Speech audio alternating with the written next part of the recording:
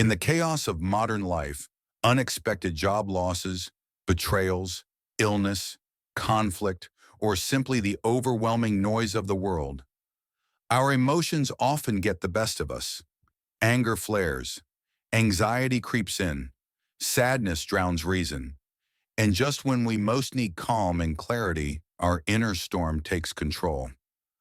But what if you could master your emotions instead of being mastered by them? Enter Stoicism, a philosophy born over 2,000 years ago in ancient Greece and Rome, but more relevant today than ever. Stoicism isn't about suppressing feelings or becoming cold. It's about understanding emotions, seeing them for what they are, and developing the inner strength to respond with wisdom, not impulse. In this story, we explored 10 powerful Stoic habits that will help you stay grounded, composed, and in control, even in the most difficult situations. These aren't abstract theories. They're practical tools tested by emperors, warriors, and sages who faced the full brutality of life and remained unshaken. Let's dive deep into the first four habits. The first and most essential Stoic habit is deceptively simple. Pause before reacting. As Epictetus taught, it's not things themselves that disturb us, but our opinions about them. Between what happens to us and how we respond, there is always a gap, a sacred pause, and in that space lies our power. In difficult situations, emotions surge like a tidal wave. We feel wronged, insulted, hurt, and our natural instinct is to lash out, to defend, to fight back. But the Stoic knows that this moment, the space between stimulus and response, is where true strength is born. To practice this habit, cultivate awareness. When something triggers you, a rude comment, a frustrating delay, an unexpected loss, stop, breathe, count to 10. Observe your inner world before expressing it outwardly. Ask yourself, what emotion is arising? Is this response helpful or harmful? What would a wise person do here? Over time, this habit rewires your brain. You become less reactive, more thoughtful. You create a buffer between life and reaction, a buffer filled with reason, clarity, and choice. Pausing doesn't mean weakness. It means control. It means refusing to let others dictate your behavior. It means choosing your response based on virtue, not emotion. Marcus Aurelius wrote, "You have power over your mind, not outside events. Realize this, and you will find strength."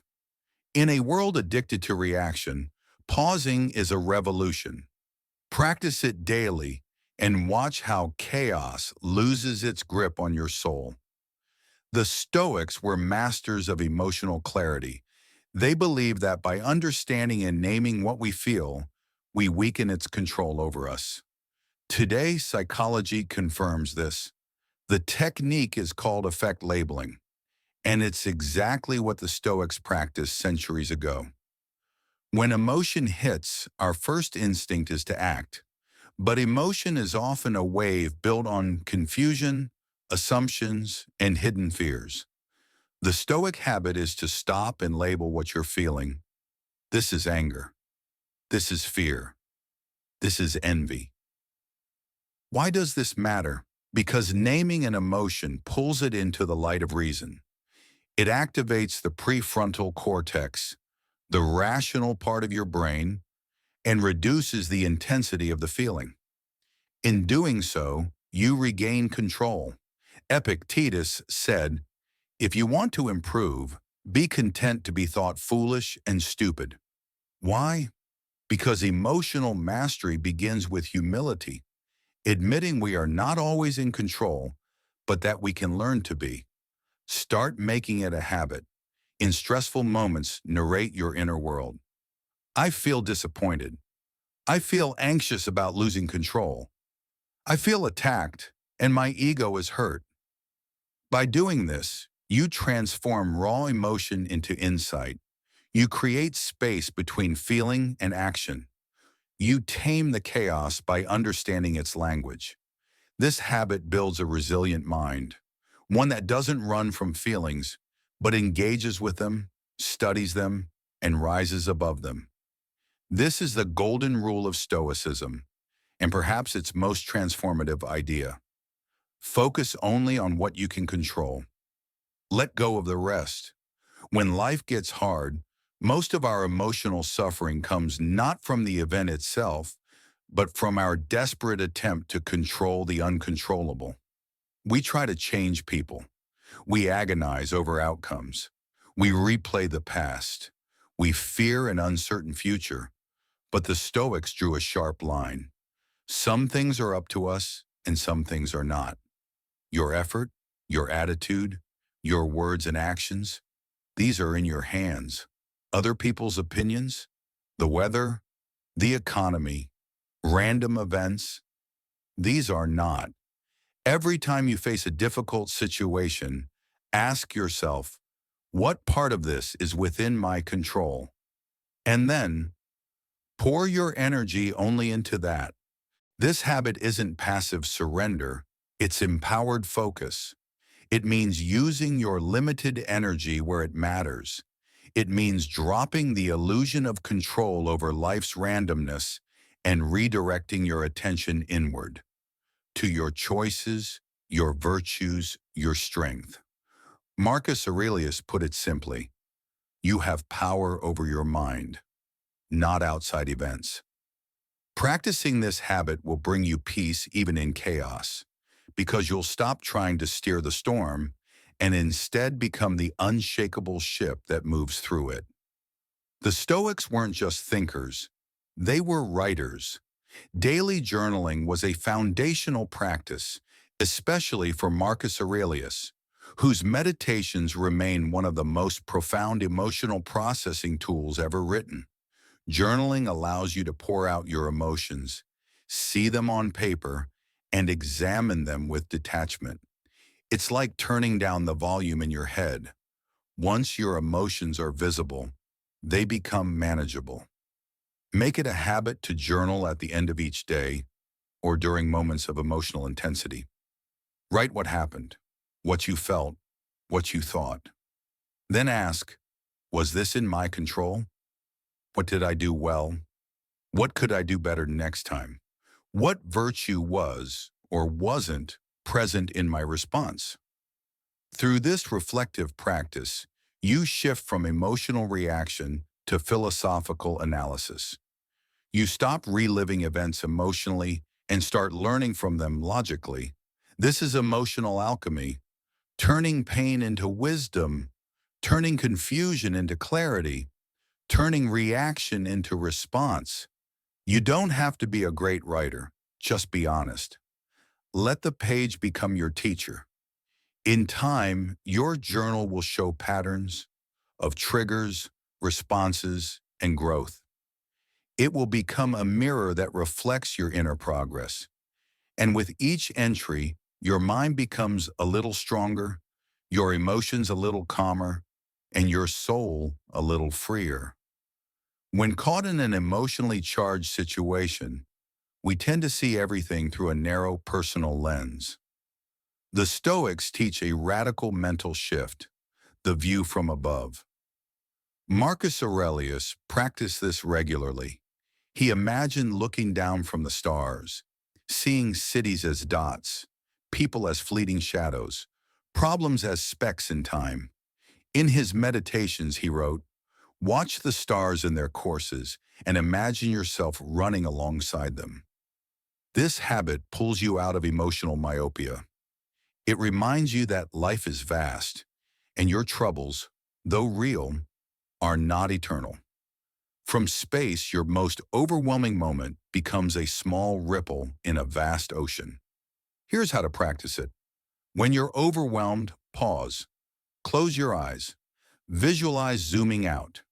From your room, to your neighborhood, to your country, to Earth itself.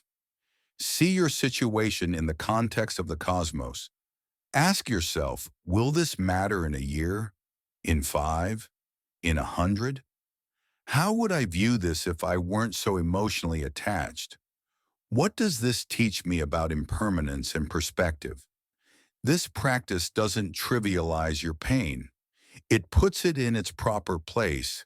It humbles the ego and softens the intensity of feeling. You'll notice that anger fades when seen from the stars. Jealousy seems absurd. Worry shrinks. Perspective is a form of liberation.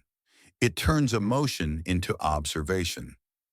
Use this habit often, especially when your emotions scream that this is the most important of the most distinctive and powerful Stoic tools for controlling emotions is Premeditatio Malorum, or the premeditation of evils. It's a daily mental rehearsal in which you imagine what could go wrong, not to worry yourself into panic, but to steel your mind for adversity. Modern psychology calls this defensive pessimism, but the Stoics turned it into a ritual of empowerment. Seneca advised, "He robs present ills of their power who has perceived their coming beforehand." The goal is to inoculate your mind against shock, fear, and emotional breakdown. Every morning or before a major event, ask yourself, what could go wrong today? What hardships might I encounter? What if I lose my job? What if someone insults me? What if plans fall through? Then visualize how you will respond with calm, clarity, and courage. By preparing your mind for difficulty, you reduce the emotional volatility of being caught off guard. You train your nervous system for poise, not panic. And when real problems arise, they feel less catastrophic and more familiar, challenges you've rehearsed. This habit builds resilience. It detaches your peace from the illusion of a perfect day. It gives you control in situations where others feel helpless. Imagine a Stoic athlete before a big game. They don't just visualize success. They imagine bad calls, injuries, fatigue, and staying composed through it all. That's real strength. That's mental armor. Make this a morning ritual. Write it out or reflect in silence. Either way, you'll begin each day with a mind ready for whatever comes, not because you're immune to emotion, but because you're prepared to lead it. When caught in an emotionally charged situation, we tend to see everything through a narrow personal lens. The Stoics teach a radical mental shift, the view from above. Marcus Aurelius practiced this regularly. He imagined looking down from the stars, seeing cities as dots, people as fleeting shadows, problems as specks in time. In his meditations, he wrote, "Watch the stars in their courses and imagine yourself running alongside them." This habit pulls you out of emotional myopia. It reminds you that life is vast and your troubles, though real, are not eternal. From space, your most overwhelming moment becomes a small ripple in a vast ocean. Here's how to practice it. When you're overwhelmed, pause. Close your eyes. Visualize zooming out, from your room to your neighborhood, to your country, to Earth itself. See your situation in the context of the cosmos.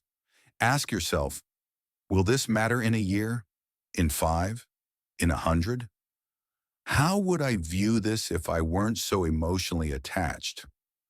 What does this teach me about impermanence and perspective? This practice doesn't trivialize your pain. It puts it in its proper place. It humbles the ego and softens the intensity of feeling. You'll notice that anger fades when seen from the stars. Jealousy seems absurd. Worry shrinks. Perspective is a form of liberation. It turns emotion into observation. Use this habit often, especially when your emotions scream that this is the most important thing in the world, because usually it's not. Gratitude and difficulty seem like opposites, but to the Stoic, they are companions. Gratitude, especially in hardship, is one of the most powerful emotional antidotes. Seneca taught, "No man is more unhappy than he who never faces adversity, for he is not permitted to prove himself." The Stoics saw difficulty not as misfortune, but as a forge for character, and gratitude as the flame that tempers the soul. When life gets hard, the untrained mind complains. It curses fate. It spirals into bitterness. But the Stoic mind looks for meaning. It asks, what can I learn from this? What strength is being revealed in me? What am I thankful for, even now? To cultivate this habit, keep a gratitude journal. Each day, write 3 things you're grateful for, even in the midst of difficulty, especially then. If you lost something, what did it teach you? If you were hurt, what virtue did it awaken? If you're struggling, what hidden blessings still remain? Gratitude transforms emotional chaos. It turns pain into perspective. It shifts your attention from what is lacking to what is lasting. It opens the heart while calming the mind.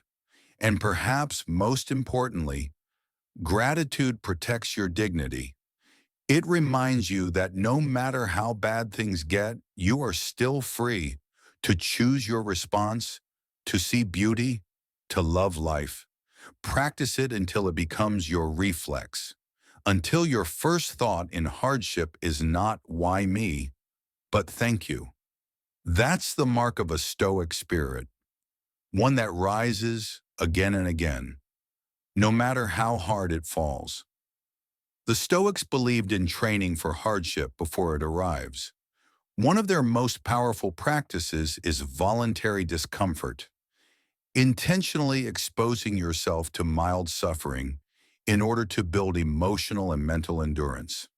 Why? Because modern comfort can make us emotionally fragile. We're used to climate control, fast food, convenience, and ease. But when life throws us discomfort we didn't choose, rejection, illness, loss, we're unprepared. Seneca advised sleeping on the floor, wearing plain clothes, and eating modest meals regularly, not out of self-punishment, but as training. He said, "Set aside a number of days during which you shall be content with the scantiest and cheapest fare, asking yourself all the while, is this the condition I feared?" This habit transforms fear into familiarity. It helps you realize you can survive more than you thought.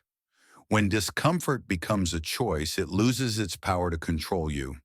To practice this, take cold showers, walk instead of drive, fast for a short period, sleep without a pillow or mattress occasionally. Go without your phone for a day. Each time, observe your emotions. Notice how they rise: frustration, anxiety, craving, and practice detaching from them. You're training your mind to stay calm in the face of distress. This isn't about suffering for its own sake. It's about proving to yourself that you are more than your comfort zone. It's about reminding yourself that joy and peace don't come from avoiding pain. They come from resilience. Voluntary discomfort builds confidence, and confidence, the real inner kind, is a foundation of emotional control. When hard times come, you'll already be hardened, not by bitterness, but by courage. A Stoic's day ends not with distraction, but with reflection.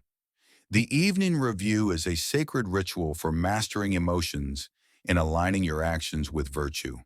Seneca wrote, "When the light has been removed and my wife has fallen silent, aware of this habit, I examine my entire day." The Stoics didn't wait for chaos to teach them. They reviewed the day's emotional storms and decisions, calmly, honestly, and constructively. Every night, sit in silence. Ask yourself, what did I feel today? When did I act from impulse instead of wisdom? Where did I stay composed? And why? How can I respond better tomorrow? Don't use this to criticize yourself. Use it to understand yourself. The goal is not guilt, but growth. This habit teaches emotional accountability. It turns every day, even hard days, into lessons. It reveals patterns, repeated frustrations, triggers, triumphs. And over time, it gives you command over your reactions. You may notice you lose patience during traffic. That anxiety spikes before meetings. That sadness grows when you compare yourself to others. By naming these moments, you disarm them, and the review gives you a chance to forgive yourself, to say, "Today I wasn't perfect, but tomorrow I will try again." I will carry wisdom into the next battle. Make this part of your bedtime ritual. 5 minutes, no screens, just your thoughts, a notebook, and your honest self. This is how you become a Stoic, not in theory, but in practice. In difficult situations, emotions often arise from fear of failure, rejection, or things not going our way. The Stoic answer to this is radical and freeing. Focus on virtue, not outcome. Epictetus said, "You may not control the outcome, but you control your effort, your intention, your integrity." That's the heart of Stoicism. Placing your peace not in winning, but in doing what's right. This shift dissolves anxiety. If your goal is to be courageous, then even if you fail outwardly, you've succeeded internally. If your goal is to be kind, then even if someone rejects you, you've acted with dignity. In a job interview, don't obsess over getting hired. Focus on being prepared, honest, and present. In a conflict, don't aim to win, aim to be just. In a crisis, don't demand control. Focus on being wise and composed. This habit reframes every moment as an opportunity for character. It turns difficulty into a test of your best self. Ask yourself daily, what kind of person do I want to be today? What virtues can I live out? Courage, temperance, patience, integrity? Am I more concerned with results or righteousness? When you make virtue your goal, you become untouchable. Circumstances can fail you, people can betray you, but you can still live with honor. That's what the Stoics understood. That's why Marcus Aurelius, even as emperor in wartime, wrote, "If it is not right, do not do it. If it is not true, do not say it." Emotional mastery doesn't mean apathy. It means living with such clarity of values that no storm can knock you from your path. Make virtue your North Star, and you'll never be lost. Stoicism isn't a cold or distant philosophy. It's a passionate, rigorous path toward peace, forged in the fires of real life. When emotions rise like storms, Stoicism offers the anchor.